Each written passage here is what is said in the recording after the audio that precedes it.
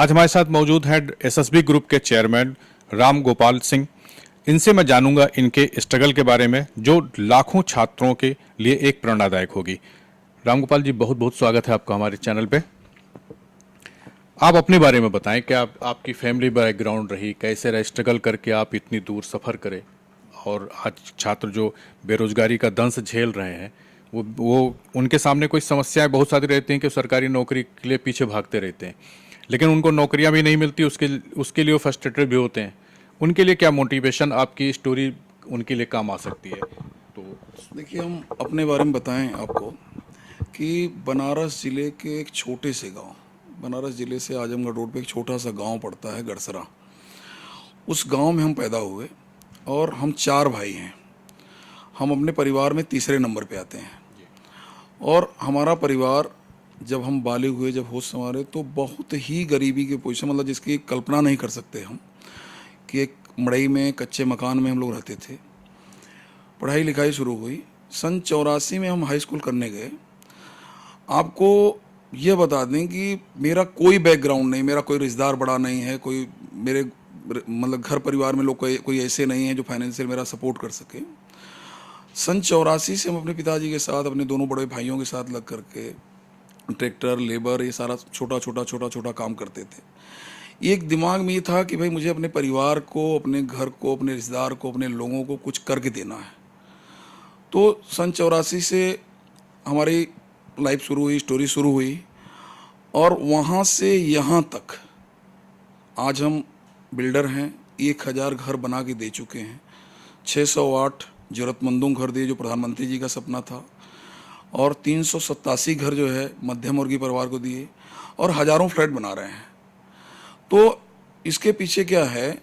इसके पीछे ये है कि अगर आप टाइम से देख करके, अगर आप नौकरी के पीछे भागोगे तो आप कुछ कर नहीं पाओगे। और आप जो भी करो, मन से करो, लगन से करो। हम इंटर करने के बाद यूपी कॉलेज पढ़ने गए। उदय प्रताप कॉलेज में मेरा कॉमर्स में एडमिशन हुआ। मेरे पिताजी, मेरे भाइयों को ये लगा कि यार ये लड़का पढ़ लेगा, कुछ करेगा। उन लोगों ने मेरा सहयोग किया कि आप पढ़ो।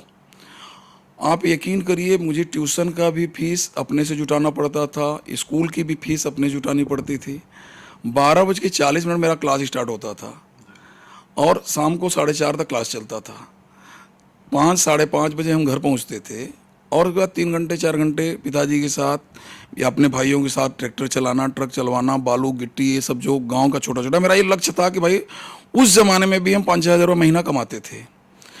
फिर इसके बाद ये हुआ कि जब हम बीकॉम कर लिए तो पिताजी को लगा कि मेरे अकाउंट्स में अच्छे मार्क्स आए। पिताजी को लगा, उन्होंने और लोगों से पूछा, भाई वो पढ़े लिखे नहीं हैं, तो उन्होंने और लोगों से पूछा, तो ये हुआ कि सीए करेगा। तो हमको सीए करने के लिए भेज दिया गया। प्रवीण आनंद सिंह हैं। प्रवीण आनंद सिंह से 1991 से हम आज तक जुड़े हैं। रिश्ता, आप किसी से भी रिश्ता अगर बना के रखोगे, इंसान की पहचान क्या होती है कि आपका सबसे पुराना दोस्त कितना पुराना है, उसी से इंसान की पहचान हो जाती है। जैसे आप हमें पूछेंगे भाई आपका कौन सा पुराना दोस्त है, तो हमारे यहाँ एक राजेंद्र यादव जी हैं जो हमारे अकाउंट का क्या मेरा सारा अंपायर संभालते हैं। सन 84 से मेरे साथ हैं। सन 84 से हम सीए करने गए। राजेंद्र यादव जी भी बीकॉम हमारे साथ किए थे, वो भी सीए करने आए। 1994 में पिताजी चूँकि मेरे गांव के एक सम्मानित आदमी रहे, मतलब उनका एक गांव में सम्मान रहा। हमारे कुछ रिश्तेदार नातेदार आए, बोले कि शादी करनी है। पिताजी बोले कि ठीक है, ले जाओ कर लो। अब उनको उतनी समझ नहीं थी कि मैं शादी होने से हमारी पढ़ाई में, इस सब में बाधा पड़ेगी। 1994 में हमारे पिताजी ने शादी कर दी। और शादी का मजा हम आपको बताएं कि 50,000 रुपये दहेज में मिला, और उस 50,000 रुपये को लेकर के पिताजी ने ज़मीन लिखवा ली। हमने पूछा कि शादी कैसे होगी? बोले यार जुगाड़ बनाओ, कुछ कमाओ धमाओ, कुछ व्यवस्था करो, ज़मीन लेना जरूरी था।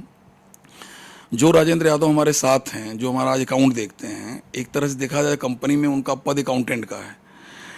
उनकी शादी हमारे शादी कुछ दिन पहले हुई थी, तो कुछ कपड़े हमने उनसे लिए, कुछ अपने वो कराए। जिस दिन मेरी शादी थी उस दिन शादी का सूट जो है बन करके 3 बजे आया, किसी तरह जुगाड़ उगाड़ बना करके शादी हो गई। अब शादी के समय हमें 275 रुपये समथिंग जो है वो मिलता था, स्टाइपेंड जो सीए देते हैं। पार्ट टाइम अकाउंट लिखते थे, 1,500-2,000-3,000 वो मिलता था। अब शादी हो गई, भाई पत्नी के लिए बाबू से पैसा मांगेंगे नहीं, तो शादी हो गई। तो फिर हमने एक डिसीजन लिया कि अब हम पढ़ाई नहीं करेंगे, हमें कुछ करना पड़ेगा। हम शुरू से आपको आप अभी बता दे रहे हैं कि सन 84 से हम नौकरी भी कर रहे थे या ट्रैक्टर भी चला, मतलब मुझे ये जुनून था कि मुझे पार्ट टाइम करके कुछ भी करके पैसा कमाना है, कुछ भी करना है, पैसा कमाना है। और पैसा कमा करके ये जो गरीबी का दंश हमारा परिवार झेल रहा है, इससे इनको बाहर निकालना है, अपने रिश्तेदारों को बाहर निकालना है। तो हम सीए कंप्लीट नहीं हुआ, एक दो एग्ज़ाम दिए, फिर एक एनबीएफसी कंपनी थी उसमें इंटरव्यू देने गए। जो सीए इंटरव्यू ले रहे थे वो हमारे बड़े अच्छे वो थे और हमको जानते थे कि लड़का जो है काबिल है, अच्छा काम करता है, ऑडिटिंग में मेरा एक महारत हासिल रही। तो उन्होंने कहा तुम नौकरी करोगे? हमने कहा हाँ नौकरी करेंगे। कहते जाओ ज्वाइन करो, इंटरव्यू क्या ज़रूरत है। मैंने ज्वाइन किया और 5 साल उस कंपनी में रह करके हमने एक अच्छा काम किया। मतलब 5 साल में आप यकीन करेंगे 3-3, 4-4 प्रमोशन मुझे मिले और कंपनी के बोर्ड में हम चले गए। फिर दुर्भाग्य देखिए मेरा, मतलब लोग जो है भाग्य कोसते हैं, भाग्य कोसना नहीं चाहिए। आप लड़ते रहो, संघर्ष करते रहो, मेहनत करते रहो, सफलता आज नहीं तो कल मिलेगी, कल नहीं तो परसों मिलेगी, लेकिन मिलेगी। 99 कंपनी बंद हो गई, फिर बेरोजगार। लेकिन 94 से 99 के बीच में हम कंपनी में फाइनेंस देखते थे और उन लोगों से, शहर के बड़े व्यापारियों से हमने अपना रिश्ता बना लिया। उस कंपनी के माध्यम हमारी कंपनी हुई, हमने रिश्ता बना लिया। हम लोगों के पास गए, किसी ने नौकरी ऑफर किया, कोई किसी ने कुछ किया। मोटवानी बंधु हैं, अमित मोटवानी जी अब नहीं रहे आज हमारे बीच में। अब अमित मोटवानी के पिताजी वासुदेव मोटवानी से भी मेरे रिश्ते रहे, अमित मोटवानी से भी मेरे रिश्ते रहे, उनका बेटा है तरुण मोटवानी, उससे भी रिश्ता है। मतलब 3 जनरेशन का मेरा रिश्ता है। और वो रिश्ता कहाँ से बना? कृषि एक्सपोर्ट से। उनके पास गए, उनके पिताजी, एक बार कभी हमने उनकी मदद की होगी, उनके पिताजी ने बोला करोगे क्या, आप कुछ बताओ। हमने बोला मेरा परिवार ट्रांसपोर्ट धंधा, चलो ही करते हैं, ले जाओ पैसा। एक लौधर चाचा हैं, ट्रक वर्क चलवाते थे, लोगों को फाइनेंस करते थे। मैं उनके पास गया मोटरसाइकिल से, तो हमको कुछ पैसा चाहिए, फाइनेंस करके कर लेंगे। ले जाओ, ले लो, ईमानदारी से मुझे दे देना। उस ज़माने में इन लोगों ने मिला करके 3-4 लाख रुपए मुझे दिया। मैं ट्रांसपोर्ट का काम करने लगा और 3-4 साल में ट्रांसपोर्ट को एक बड़े पैमाने पर ले गया। लेकिन क्या है कि मेरा क्लास ख़त्म हो गया, मैं बड़े व्यापारियों के बीच में बैठने वाला, बड़े लोगों के बीच में बैठने वाला। भाई हमने अपने कंपनी के साथ मिल करके एक बड़ा क्रिकेट मैच कराया, मनोज प्रभाकर जी इन लोगों को बुलाया, मोतीलाल बोरा जी भी हमारे यहाँ आए, सारा रिडम कर रहे थे, फिल्म इंडस्ट्री कर रहे थे। और वहाँ से आकर के यहाँ फिर जो है ये ट्रक ड्राइवर, खलासी, क्लीनर करना मुझे नहीं लगा। फिर हम कहे कि कुछ न कुछ करेंगे। फिर आप ज़मीन का काम शुरू किए। अब आपको यकीन नहीं होगा कि ज़मीन का काम हम जब शुरू किए तो बनारस में एक सज्जन है, उनका नाम नहीं लेना चाहेंगे, थोड़ा अपमान होगा, उन्होंने मुझे 1500 रुपये की दलाली दी। और जो ज़मीन हमने दिलवाया है अपने दोस्त डॉक्टर राजेश डॉक्टर को, आज भी उनसे मेरे रिश्ते हैं। डॉक्टर राजेश से मेरे रिश्ते सन 85-86 से हैं और आज भी वो मेरा धन्यवाद मानते हैं। जब भी मैं कहीं बाइट देता हूँ या वो चीज़ करता हूँ दलाली का, तो वो उस चीज़ को देखते हैं और लोगों से कहते हैं कि देखो मेरी दलाली के लिए कह रहा है। और जो व्यक्ति मुझे दलाली दिया, ईश्वर कृपा देखिए, अपनी मेहनत देखिए कि जो व्यक्ति मुझे दलाली दिया आज वो मेरे लिए दलाली काम कर रहा है, ये मेरी कमाई है। तो हम लोगों को एक मैसेज देते हैं और वहाँ से आप समझिए कि 99 में 1500 रुपये दलाली करके आज हम 2025 में बैठे हैं। 2025 में बैठे हमने रिकवरी का काम किया, हमने छोटी छोटी ट्रेडिंग का काम किया, चलते रहे, नफ़ा नुकसान ये वो सब कुछ होता रहा, लेकिन हम रुके नहीं। आज भी मैं सुबह 9:30 बजे तैयार हो जाता हूँ, संडे हो, मंडे हो, कुछ भी हो, मुझे 10:15 बजे ऑफिस पहुँचना है तो पहुँचना है। और हम अपने लोगों के साथ सबसे बड़ी चीज़ क्या है, अब उसको लोग जो है गलत तरीके से सोचते हैं, हम अपने किसी स्टाफ को अपना स्टाफ नहीं समझते, हम उसको अपना भाई का, एक टीम का माहौल देते हैं। और ये प्रेरणा हमको मिली जब यशराज जी की एक फिल्म आई थी चक दे इंडिया। तो महिंद्रा के साथ हम लोग ट्रैक्टर का काम हम कर रहे थे, तो हमने यूपी में सबसे बड़ा काम किया था, हम लोगों को प्रमोशन के लिए वहाँ बुलाया गया था। तो यशराज जी की फिल्म को जो है महिंद्रा वालों ने दिखाया कि देखो एक टीम भावना से अगर आप काम करोगे तो आप यहाँ से यहाँ पहुँच जाओगे और आप जो चाहोगे हासिल कर लोगे। तो वो टीम हमारे लिए, एक तो हो सकता है वो पिक्चर मेरे लिए बनाई गई हो, उससे एक प्रेरणा मिली कि एक रॉ टीम थी जिसको कोई सोच नहीं सकता, वो टीम वर्ल्ड कप ले आई। तो हमने अपने लोगों को कहा कि यार हम लोग क्यों नहीं कर सकते, हम लोग जो दलाली कर रहे हैं, ब्रोकिंग कर रहे हैं, सब चीज़ कर रहे हैं, हम लोग अपना करें। और ईश्वर की कृपा देखिए कि वहाँ से यहाँ तक का सफ़र हमने तय किया। मतलब 1500 रुपया, मेरा कोई बैकग्राउंड नहीं, कहीं कुछ नहीं, लेकिन जो हमने रिश्ते कमाए, आप जिंदगी में कभी असफल नहीं होगे अगर आप अपने रिश्तों को बचा के रखिए। जो प्रवीण आनंद सिंह मुझे 175 रुपया देते थे, आज 10 लाख, 5 लाख, 15 लाख साल का मैं उनको फीस देता हूँ। लेकिन उनका मेरे ऊपर इतना अधिकार है कि अगर प्रवीण आनंद सिंह कह देंगे तुम ऑटो से आओ जाओगे, तो मैं ऑटो से आओ जाऊंगा, क्योंकि वो मेरे गुरु हैं। और उन्होंने कंपनी को इस जगह तक पहुंचाने में, मतलब एक तरह से कहिए कि मुझे, मेरे वो कोच हैं, उन्होंने बहुत सींचा हमको। हर जगह पे जहाँ भी हम कहीं कोई भी गलत डिसीजन हुआ तो उस पर उन्होंने रोका। कहीं कहीं ऐसा हुआ कि करोड़ों करोड़ रुपए उन्होंने टैक्स भरवा दिया मेरे परमिशन के लिए। मतलब हमने मार्केट से कर्जा लेकर टैक्स भरा। समाजवादी आवास आया था, कंपनी नेटवर्क बढ़ानी थी, बोले कि तुम करो, जो होगा होगा, देखा जाएगा, वैसे भी तुमको खोने के लिए क्या है। और हम किए। समाजवादी आवास का नाम मुख्यमंत्री आवास बना जब हमारे योगी आदित्यनाथ जी आए मंत्री बन करके। जी जी जी, शुरुआत हुआ था। तो हमने मुख्यमंत्री आवास बनाया, हमने प्रधानमंत्री आवास बनाया। आज 18 मंजिल की बिल्डिंग वहाँ बना रहे हैं। आज लखनऊ में 5 टावर बना रहे हैं। लेकिन फिर हम दोबारा आपको बताएं कि हम अपने हर लोगों को यही कहते हैं कि काम कोई छोटा नहीं मर रहा, कोई काम छोटा नहीं होता, हर धंधा अच्छा होता है, और धंधे से बड़ा कोई धर्म नहीं होता। जो हम मान के चलते हैं कि धंधे से बड़ा आपका कोई धर्म नहीं है। आप अपने धंधे को अपना धर्म बना लो और कोई काम करो, लेकिन अपना काम करो। आप चाय की दुकान खोलो, आप गिट्टी की दुकान खोलो, आप सीमेंट सरिया की दुकान खोलो, आप ठेकेदार बन जाओ, आप इंजीनियर बन जाओ, अपना काम करो ना। अपने अंडर 20 लोगों तो नौकरी के पीछे क्यों भागते हो? अगर आपको सफल होना है तो आपको भागना होगा, आपको जागना होगा। आप अपनी नींद से आप सोचोगे कि 10 से 6 हम नौकरी करें, शाम को जाएं सिनेमा देखें और मौज मस्ती करें, तो फिर आप नौकरी करो ना, फिर आप नौकरी करो। लेकिन अगर कुछ बड़ा करना है तो आपको भागना है, आपको मेहनत करनी है और ईमानदारी से करनी है। दूसरी सबसे बड़ी बात, सामने वाला आपसे भला बोल रहा है, बुरा बोल रहा है, मान लीजिए कोई आपसे, आप धंधा कर रहे हो, कोई आपसे उधार ले लिया, तो आप 4 लोगों लेके चले गए उससे झगड़ा करने, मत करो यार। वो नहीं देगा, ठीक है, फिर दूसरा कोई आएगा। आप जिससे मिलो उससे इतना मीठा बात करो कि वो सामने वाले को ना लाख गुस्सा में हो आप, लेकिन सामने कस्टमर क्या है ना, वो आपका भगवान होता है। आज हमारे पास हमारे 1000-1200 कस्टमर ऐसे हैं कि हम कुछ भी कहीं कोई प्रोजेक्ट लेके आवें और कह देंगे यार इसमें मुझे इतना पैसा चाहिए, तो वो खड़े हैं देने के लिए। आज बैंक खड़ा है देने के लिए। तो मेरा चेहरा देख के कोई नहीं खड़ा है, मेरी मेहनत, मेरी कमाई, मेरा प्रोजेक्ट, मेरी सारी चीज़ों को देख के लोग खड़े हैं। तो वहाँ से यहाँ तक हमने सफ़र तय किया।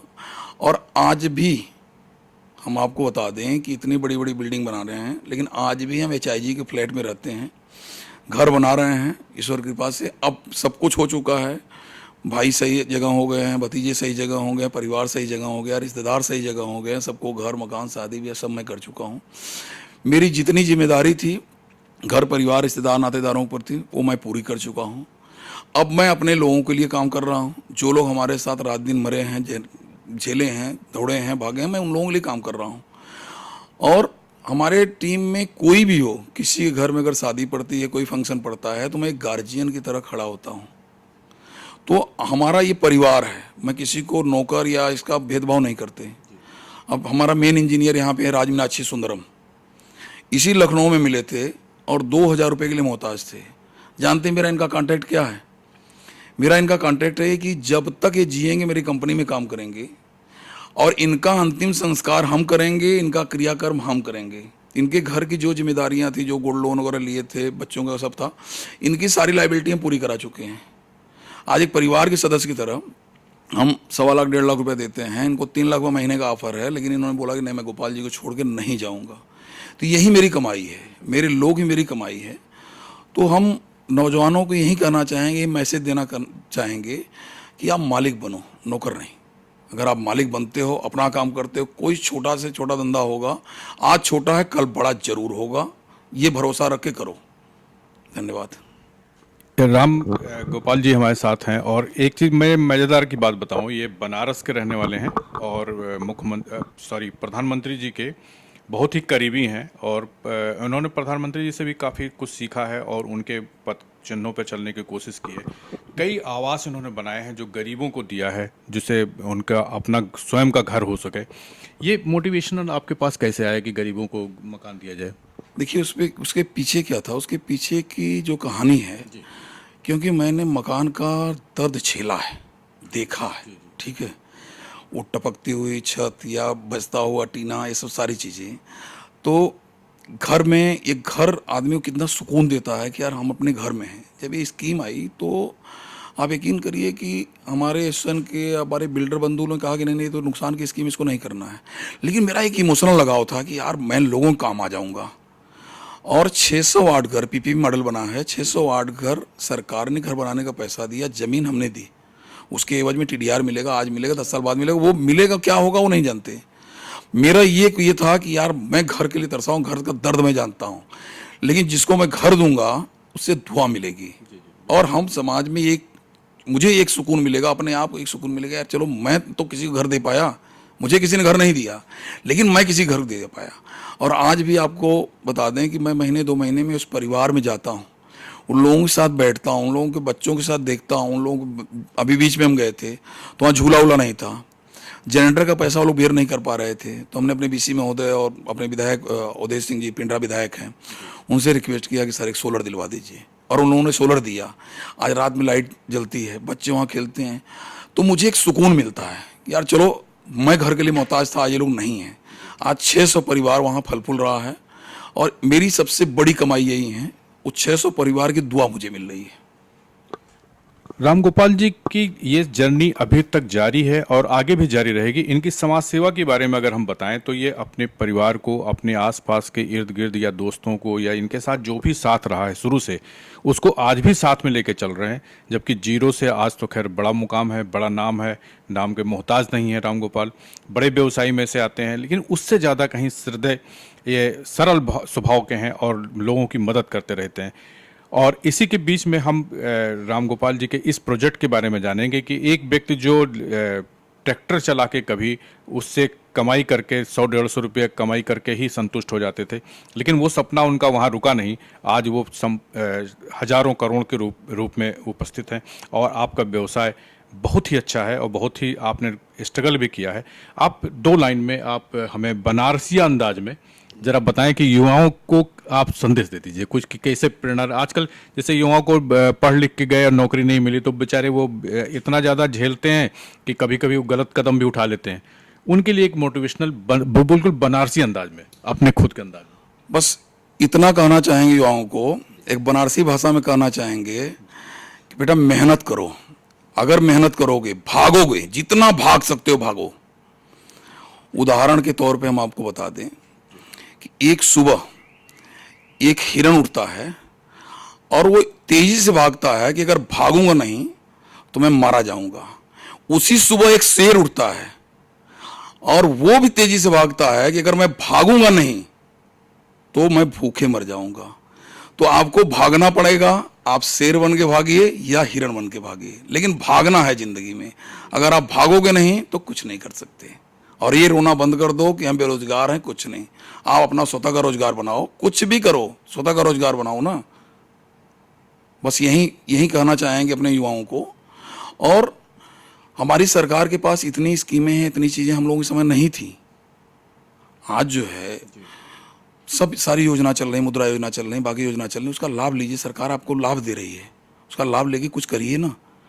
ये रोना मत रोइए कि हम बेरोजगार हैं। सबको नौकरी नहीं मिलने वाली है भाई, 1%, आधा % नौकरी मिलेगी ना। 140 करोड़ में 140 करोड़ को तो नौकरी मिलेगी नहीं। तो आप भागो, दौड़ो, सफलता गारंटी है कि मिलेगी। जिस क्षेत्र में भागना उस क्षेत्र में भागो। हमारे बीच में थे रामगोपाल सिंह जी, जो एसएसबी ग्रुप के चेयरमैन भी हैं और बड़े व्यवसायी हैं, समाज सेवी भी हैं। आज इनसे मिलकर के बहुत बहुत आपका धन्यवाद तेजस भारत में, आपने हमको इतना समय दिया। Thank you.